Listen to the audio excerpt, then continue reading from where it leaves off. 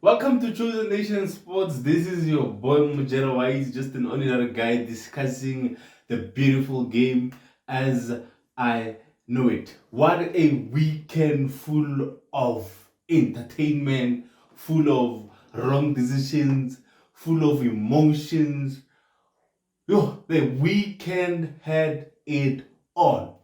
From Pep's again, tactical, decision making questioned, to Klopp's Liverpool's getting into form, to Potter's Chelsea.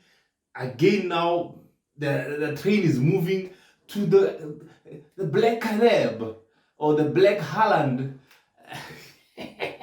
Missing blank, and the original Haaland also getting blank for the first time since his Manchester City debut, not having a goal or an assist in a match, and to Mikel Arteta's Arsenal flying high.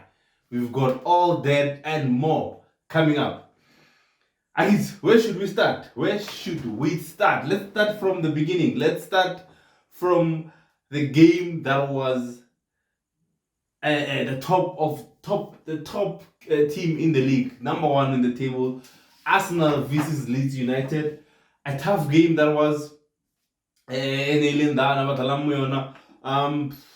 I said, this Arsenal team, this Mikel Arteta's team, now they've managed to work as a team. They've managed to grind the results, and they've managed to not lose focus of their end goal. They've managed to grind the results, as I said. Bukayo Saka, a very most important player in the team, as well as Martin Odegaard. I think one of the best number 10s at the moment in the league, giving another assist to Saka. Engel, I think it was tight, but he managed to get it past the Leeds goalkeeper. Arsenal winning 1-0 on the match. Obviously, there were controversies as well. 2 penalties were awarded to Leeds United, which they missed one, and the other one was overruled by VAR. Gabriel almost saw it, which was also overruled by VAR as well. So, all in all, a very difficult game for Arsenal to play. But as the old saying said, Hore, champions always find a way to win. Did I just use champions and Arsenal in one sentence? How quickly things have changed. But they've truly shown us that they are capable, they are forced to be reckoned with, and going forward, we don't have to take this Arsenal lightly. It's a force to be reckoned with. 4 points clear on the top of the table with 3 games left to play before the World Cup. Let's see how they end before the World Cup. Let's see, will they be top of the table before the World Cup? We never know, but at the moment that they have, the momentum that they have, the players that they have, I think that's why I said, I'm always saying this. I know Arsenal fans are always bashing me and saying, nah, I can't Arsenal. But I always say this, that Mikel Arteta has managed to find a formula where his team is playing as a team. They're playing together. He managed to get rid of old wood and get in the players that he wants them to play, how he wants them to play. And they're doing that. They're repaying the manager, a young team that it is. Saliba at the back, Gabriela, White. They managed to keep clean sheet as well. This is one thing that you have to now see about this Arsenal side. They are keeping clean sheet. Ramsdale at the back, he's been superb this season. He's continued in his formula last season. That's why Leno was sold, because Ramsdale, he is the number 1 goalkeeper and he's not letting go of that number 1 position. White, Gabriela, and Saliba, clean sheets all around. Partey, one of the most important squad players. Arsenal, Xhaka, Odegaard, Martinelli, Saka, Gabriel Jesus. Like, that team, you can see it plays well, they gel well, but there's always a but. What happens if one of the key players gets injured? Do they have enough depth to substitute them? Because for now, they've been lucky for me. They haven't really had a major injury, especially to their key players. We saw when Partey was not there, they were not playing the same way as they play with him. So now, what happens if your Saka or Martinelli or even Odegaard gets injured? I know you would say Will Smith Roll Batengi, Bo Edin Ketia Bateng, but will they be able to fill up the void? Will they be able to fill in those shoes? Say Balawari Talang at the moment, but we'll never see. Time will only tell. Time will only tell if they could really keep the momentum going. They could really now be a real title contender. But as it stands at the moment, if we would say the league is ending in 3 games to come, I would give it to Arsenal. They've really deserved it. They've really played as a team, as I said, and for me, they would deserve winning the title. My team. Bafana Bako Old Trafford. Bafana Bako Eric Ten Hag. Manchester United going against Newcastle United at Old Trafford, drawing 0-0. 0-0. You know, there's something I love about, there's a guy I watch, go YouTube, Mark Goldbridge. There's something that he said I love, that he said, this United team that we saw playing on Saturday reminded him of the Ole team, of the Ravnik team, of the Mourinho team. I want a plan. They don't have a plan. They don't know what to do. Like, Fred was, first half, Fred was like, you know, I really don't understand Tankhal what he did. That's what I'm saying. Like, one of my friends, like, he did a pep on us. That's how I felt. Because what he did, technically, he got it wrong. You can't say, oh, we are chasing a game, we are 0-0, and Newcastle are sitting back, and you take out your most prolific striker, and Ologala Rashford. Like, it doesn't make sense. I need someone to explain to me that decision to take Ronaldo off and Ufaka Rashford. For me, it doesn't make sense. Even if you can do it 10 times, it doesn't make sense for me. Look at the chance that he got last minute. The header, the free header. Do you think Ronaldo would have missed that chance? I don't think so. Never. I don't think Ronaldo would have missed that chance. For me, that was a wrong decision to make. And remember now, look at something. We had already 5 substitutes. We allowed 5 substitutes in the game.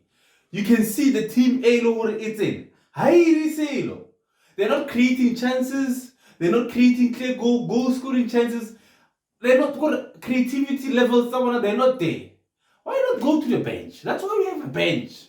That is why we have substitutes, so that if things don't work out, you go to your substitutes. They bring fresh blood. They bring fresh ideas. Why? Why did Fred finish the game? Number 1. Why did Bruno finish the game? Why did Anthony finish the game? Like, I don't understand why Tankhal doesn't make this. And that's why I said one of our videos that Tankhal needs to grow some balls and make decisions. Take out the players Babasa performing. You can't keep a player as performing in the game, because now what you making now, you're making a player to be comfortable that I cannot perform and bakasinti, and which is a disaster waiting to be happen. Monte, which have proven to us preseason that they can play. But Savage Bate, Bukanacho Bate, put them in, fresh blood. Remember, teams study your team. Remember, teams, when you're playing with someone, they study or Letala. So Newcastle could have studied how Bruno plays, they could have studied how Ronaldo plays, Rashford, Fred, but they couldn't have studied those guys because of it's all maybe that's what's an advantage of put them in. Put them in. There's a saying, an old saying. Dynamite comes in small packages. Why can't we use those small packages? You're putting them on the bench and you say, no, they don't have experience. How will they have experience if you don't put them in? I've just mentioned now, Saka, Martinelli. They're young, but look at what they're doing now. Arteta saw potential in them. Our local gave them a chance. How do you think Rashford got to where he is now? Because Luis van Gaal saw something in Rashford. I'm offer a chance. And I should. What that? Oh, long what? just what that. He's playing because he was given a chance. Then why not giving those young boys a chance? Because you saw Saturday there was no plan. Bruno Nairata high that he's used to. I was just telling someone to get Bruno or meeting or still for 6 months. Then after that he was never the same again. Say what you say, but it is my opinion. We can have your say in the comment section, but I'm saying Bruno lasted for 6 months to go Manchester United. After that he went downhill, like the rest of the team. And I wouldn't blame him. I wouldn't blame him because remember, you are as good as you are with the people that you play with. Now, if you're playing little Fred, if you're playing little Rashford, you give him a chance one-on-one, clear goal scoring, one more stuff. What does that tell you as a player? Confidence is low. But Ten Hag, I'm still saying this, Ten Hag needs to make the changes. Tuesday we're playing, Wednesday we're playing against Tottenham Hotspur. If we play like that, I am telling you, Song, Kane, I think Richarlison is injured, he won't play. They're gonna punish us, those guys, because they've got quality. Newcastle in the first half, they were playing, they are taking, I think, Eddie Hall, I don't know, first half, let's go at them, let's see what they have. And second half, we just sit back. Because second half, they literally did nothing just to defend. But defending, just, but our cameras. Alright, I don't plan. I want to plan it one. Cameras. So, yeah, Ten Hag, please make the necessary changes. If someone is not performing, ask a feta match. Monte. You've got youngsters. They're hungry. They want to make a difference. They want to make something. Why not go one time? They want to prove a point. Put them in. Simple. Put them in. Chelsea, Bafana, Potter. Yeah, 2-0. They won 2-0 against Aston Villa. But if you watched the game, I didn't watch the whole game, Mark, only highlights. It was a good game to watch. I saw Aston Villa, I think, had like chances to score. They hit Babetile Pala more than like 4 times in like. I saw something amazing as well. I saw Kepa has been rejuvenated. Potter has rejuvenated Kepa. If you'd seen how Kepa plays now, the saves that he made this save against, I think it was a header from Danny Ings. Woo. That was a goal. He couldn't believe it, Ings, but Kepa kept it out. Like, he's been rejuvenated. I don't know what's happening in Kamendi, but Kepa now, you see, this is what I'm saying as well, that if a player is sitting on the bench and Asadali, and then when given a chance, he needs to come in and show you or why did you give them a chance. So no player must be comfortable in a position where I will not, even if it's Atlanta, I will not get out. I will not be replaced. A player must be replaced. If he doesn't play, you replace him. You put in someone else. So yeah, Graham Potter's team, they seem to be gelling. We don't know, is it the honeymoon phase again? Remember what happened to Tuchel? He won the Champions League with, some people say he won the Champions League with a honeymoon phase team. So we don't know if Graham Potter's side, is it truly the tactics are high, or is it still honeymoon phase? Is it still too soon to judge him? But as it stands, he's done well. I think he's played 5 games, he's won 4, drawn 1, he's got 12 goals, maybe 2, I think 1 or 2 conceded. So it's good signs, early signs for Graham Potter and Chelsea. We'll see what happens as well. Tottenham obviously won 2-0 against Everton. Lebona one win a penalty for Harry Kane, which Pickford fouled him, nearly a rebound and then a foul Kane, and then he slotted the penalty. The second one was from Bentancur to Hobia, which he smashed it as well. But this Tottenham, Leona, I don't think they created too many chances, to be honest. Everton as well were not good on the day. We didn't see much of Ayobi. We didn't see much of Dimitri Gray as well. We didn't see too much of, because remember Calvin Lewin injured, so he came in the second half. They didn't really play to his advantage. There were no long balls going into Spurs' box, so the defense was not really that troubled. But we'll see. Tottenham as well are playing Menu for Old Trafford on Wednesday. we'll see. Sorry, we'll see how that pans out as well. Or are they gonna be able to keep this momentum? Remember, they on a winning streak, 3 games, third on the log as well, 3 points, 4 points behind Arsenal. So yeah, we'll see. We'll see. Anthony Conte's Tottenham's, if they can beat Manchester United. Now let's go to the big one. Yo, let me take a sip. Liverpool against Manchester City. Yo, this is why we love the beautiful game. That game had everything. It had emotions, red cards, almost penalties, goals, disallowed goals, fouls. It had every single thing that you want in a football match.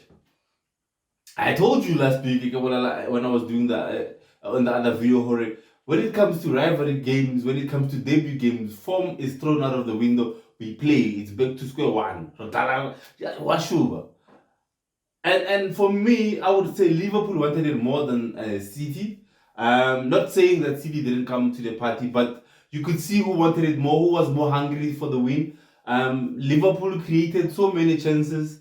But if you look at the stats, if you only look at the stats and didn't watch the game, you would say the game was 50-50 because I don't know what's the stats. So Liverpool got 13 shots and 2 on target, and City got 16 shots and 6 on target. But if no level is the match, if you were watching the match, you would see Liverpool created more chances, or not necessarily more chances, more clear goal scoring chances than Manchester City. Liverpool could have scored 3 goals or 4 if their forwards were not selfish. They could have scored. I don't want to mention names because as kind of hey, I got the mama. But we all saw they could have scored 4 goals, legitimate goals, but their forwards decided to be selfish and went and to try and go for glory for themselves.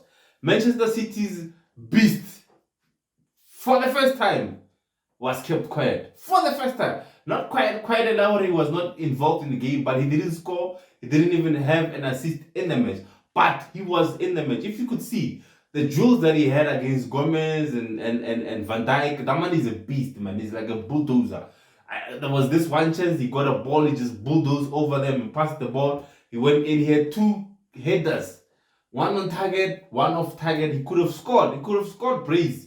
That's how good. That's how Haaland is, man. You can never keep Haaland quiet, especially in that Manchester City team where you have Bernardo Silva, Gundogan, and De Bruyne creating chances for them. Remember, those 3, they can create chances out of nothing. De Bruyne with a pass, pinpoint pass, not just a pass, pinpoint pass.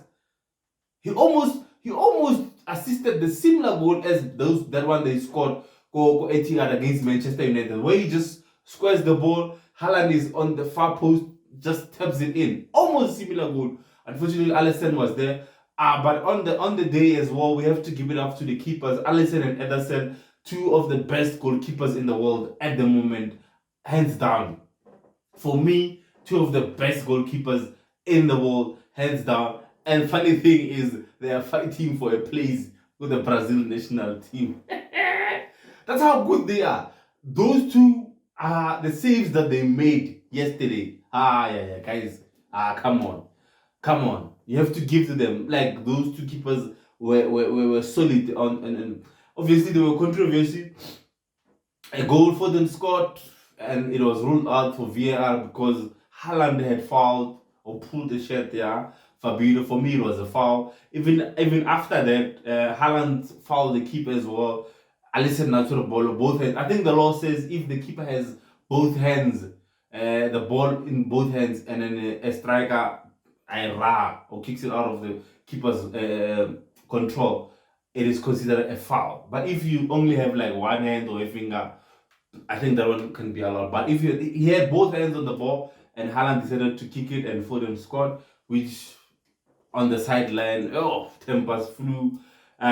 Before end of the match, Agiti Salale, Bernardo Silva Navaira, Kwale Batoranaga di Juto, the wrestling, which resulted in Klopp losing it. and getting a red card as well. So it was a good game to watch. We saw why the two of the best teams for the past 5 years in the league. They give us a spectacular match to watch. It had everything. That's what I said it had everything that you needed in a match: drama, emotions, red cards, goals, disallowed goals, VAR.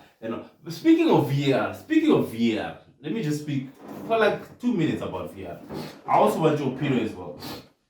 What do you think of VAR? What do you honestly think of VAR? Because VAR was introduced to us, those arguments, like the clear fouls, clear goals, clear red cards, and all that. But what it has done is it has ignited those things. Like the arguments we used to have now doubled up. VAR now, Swan, it's like we don't have a VAR anymore. Match, I will take you to like this past weekend only. Manchester United had 2 penalties that were ruled out and were legitimate for me. 2 penalties. Ronaldo was fouled, Sancho was fouled, and it was not given. There was a free kick where Newcastle players, they played it, Ronaldo came, took the ball, scored, referee said the ball was not in play. How does that even make sense? How does it even make sense? So yeah, like we need to have an honest conversation about VAR. Do we still want it in our game? Because now it looks like it's not really working. We were promised dreams here, we were sold dreams. Not something about like that's how I feel about VAR. It's just for me, it's just a waste of technology and time because it doesn't work. It doesn't work. You see, if it was working, yeah, I know something else, but it doesn't work. It really doesn't work. I know some will argue that 5 in 10 and what, Chief, it doesn't work. For me, it doesn't work. It doesn't work. Doesn't work. Coming back home on Friday, we saw Orlando Pirates play against Amazulu to a 1-1 draw at Orlando Stadium. Velimuto putting a man of the match performance, save after save after save after save. 31-year-old goalkeeper proving his worth against the mighty Buccaneers. Erasmus got on the score sheet as well, opening his account for Orlando Pirates, scoring the opening goal, but they would go on to miss a penalty. CVC as well missed a penalty for Orlando Pirates. I had someone on Twitter saying if Ofori was there, he would have just taken the penalty and scored. But again, this is the Orlando Pirates team I was telling you guys about. That inconsistency. They're like Kaizer Chiefs. Same. But at least the difference between Pirates and Kaizer Chiefs is Pirates, there's hope. There's hope. It can be false hope, but there's hope. You can see the ball. You can see what the coach wants to do. You can see the tactics that the coach lays for the team here, Pirate. Whereas on the other side of Soweto, I am still confused as to what Atazwana wants to do with this Kaizer Chiefs team. Haaland or Mr. Caleb missed gents. I don't know. I think that's what I'm saying. I'm not sure what's going on with Chiefs. They missed. We're speaking about Chiefs anyway. So Pirates, 1 more draw. Pirates. What drew them was 1-1. So Kaizer Chiefs, they got beaten 2-1 by Chippa United. Go Moses Mabhida Stadium. They missed plenty of chances. I don't understand how you could even see. I think there's a new meme. Maybe I need to I think it was. I don't know what he was doing. That's how he couldn't believe that actually his strikers did miss those chances, clear goals, tap ins. And I think, guys, we need to have an honest opinion. I think Billiard has served Kaizer Chiefs. It's fine. We are fine now. He served us. We thank you so much. But I think it's time to move on now. Billiard, I think it's time to move on. Maybe some, but in my opinion, it's time to move on. I don't have anything against him. He's been one of. I loved him at Mamelodi Sundowns, but at Chiefs, he hasn't really given us anything. We have to be honest. As people, I think sometimes because of being honest, but we have to be honest because in the long run it will help both us and him. Because now if we are not being honest, you're not gonna get high reports. And whereas he's not giving us anything. He came on Unoswana, what the hell said. So I think Bilal is time to move on. As released all those other players, all of us had reserves about them, but we understood that it's time to move on. I think Bilal, we need to now accept that it is time to move on. It is time to move on. It is time to move on. So yeah, you let me what you think of Kaizer Chiefs and their striking problems, because they seem not to score. They're creating chances. Marabakor. We'll see. I don't know. And there's also midweek action. We're playing again on Wednesday. We're playing at FNB against TS Galaxy. A TS Galaxy team, Elohoreng, has been, I think, they're the second best team. Clean sheets. They've been keeping clean sheets and less goals conceded. So imagine going to that team. What would happen? Do you expect a win against a team that defensively they are organized like that? The second best defensive team in the league against a team Loren is wasting chances like that. The one-on-ones, the tap in. I told you I'm seeing a draw. Unfortunately, I'm at jail. So we'll see what happens. Mamelodi Sundowns back in action again. I think they've been the last time they played a PSL game was like 4 weeks back, if I'm not mistaken.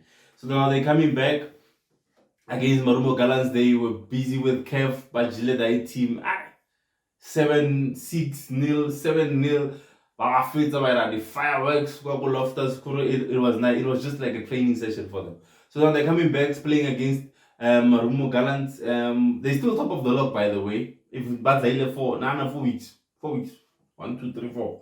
Teams played 4 games or 3 games. And Mamelodi Sundowns still remember. You see what I'm speaking about. The inconsistency of these PSL teams. Mamelodi Sundowns, they're in the league of their own. The others are just catching up. I don't know what they're doing. But yeah, they're playing against Gallants. We'll see which team turns out of Mamelodi Sundowns. Because remember with Towns, they can play 3 teams and then they would still win. That's how far back we are. That's why Kaizer Sundowns it's on a league on its own. But we'll see. But we need to catch up. We can't let the team run like that, man. We need to pull our socks up. Kaizer Chiefs, you need to pull your socks up, man. Come on, guys. I had an interview, I'm paraphrasing, but I had Atazwana said maybe they will look into buying new players January. But you've got players there. You need another striker. Remember, Chiefs in the market, they're not that really good. I don't know if you need to look for a striker. Maybe you need to go into Africa as well. And then maybe you could get another Haaland. You don't know, no? So yeah, and Paris is playing Golden Arrows on Tuesday. Super Sport, they're playing Stellenbosch, Chippa United, the Kaizer Chiefs, the mighty beaters, but the Chiefs and Pirates, they're playing against Kukune, maybe the Takatamona, the. So yeah, we'll see how those ones pan out, midweek action, and yeah, and we'll check them out maybe on Friday, the results that thing, and see how Chiefs did, how Pirates did, how the running away leaders did, Mamelodi Sundowns, and we'll discuss that in full. Going back to Europe, one of the biggest, save that best for last, one of the biggest derbies in the world, El Classico, played yesterday. Real Madrid versus Barcelona. Real Madrid winning the match 3-1. Benzema, Valverde, Rodrigo on the scoreline for Real Madrid, and Ferran Torres for Barcelona, scoring that 1 goal. I just want to say this about Real Madrid. This Carlo Ancelotti's Real Madrid is one of the most organized Real Madrids I've ever seen over the years. This team is organized. Team A, and the way he set it up is like, if you would take and remember the Real Madrid calendar, they were called the Galacticos. Like they were buying superstars random and then just putting them in the team. But what I love about Ancelotti is that he buys what he wants. He buys necessary buys. He buys people that he knows are gonna fit into his team. Look, He bought Kamavinga and I don't know how to pronounce this guy's name. Let me Jesse number. I don't wanna be butchering my batho. The number 18, the boy from France, Wambregilen go Olympic Marseille. So he bought these two boys because he saw that Toni Kroos, Luka Modric, and Casemiro were getting older. So he needed fresh blood. So he bought Kamavinga, he bought Namfano number 18, and then he had Valverde as well. So he had three substitutes for the three anchors in the midfield. But what he did, he didn't just say, okay guys, out with the old, in with the new. No. He what he did is he got off answer. Like he would take out Modric and put in Kamavinga. He would take out Cruz, put in the number 18. He would take out Casemiro and put in Valverde. He would just do that so that they'd be able to know module of the team, so that they can gel, they can continue with what they were playing. So now you can see the end result. Casemiro is no longer there. That boy one number 18 just suited in. He even plays better than Casemiro because he's got energy. He's young.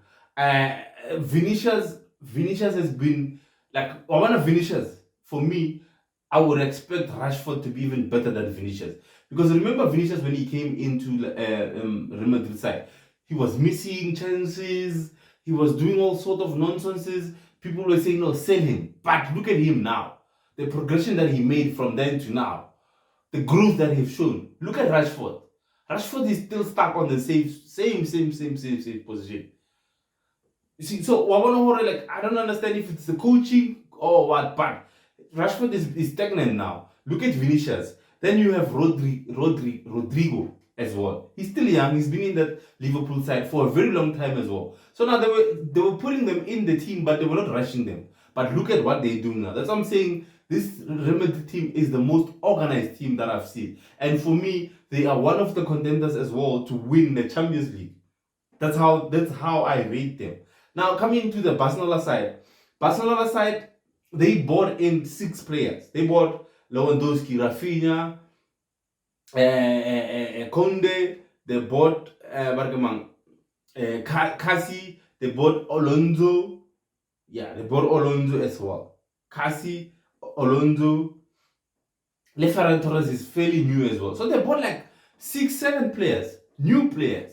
And you want them to come into the team and start gelling, or you want them into the team and start winning new titles, which is impossible. For me, it's impossible. You can't do that. You can't buy like a new team and expect them to like automatically click, automatically gel, automatically chemistry be there. It's not impossible. They have to play together. That's why I say Ancelotti, the way he did his team, the chemistry was there. He was always just taking out one, putting in one in, so that they can continue doing whatever they want to do. But now you're putting in 7-6 players.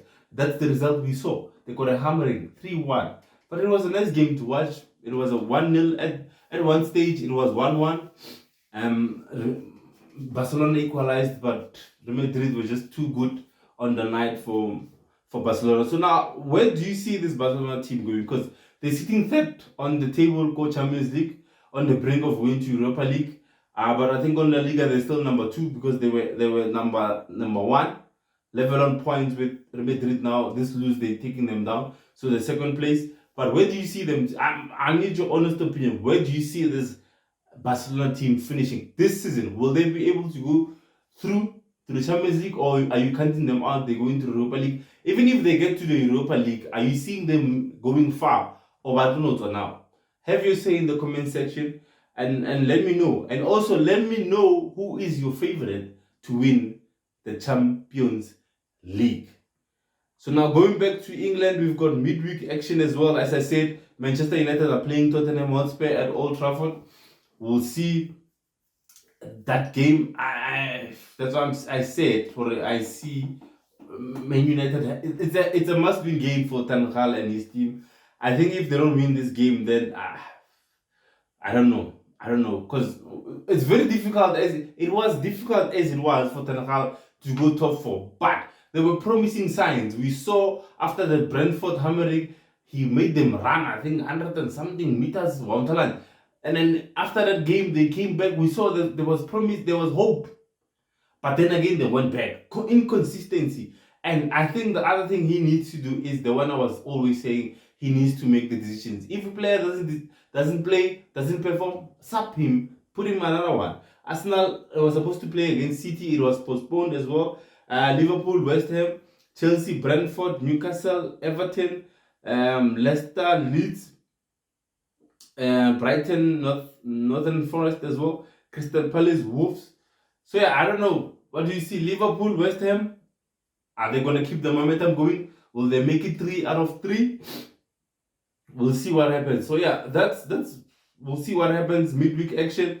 I'll catch you again. But before I leave, the most important news of the night, the most important announcement of the night. Congratulations to Karim Benzema, 2022 Ballon d'Or Male Footballer of the Year. Congratulations to Karim, really well deserved.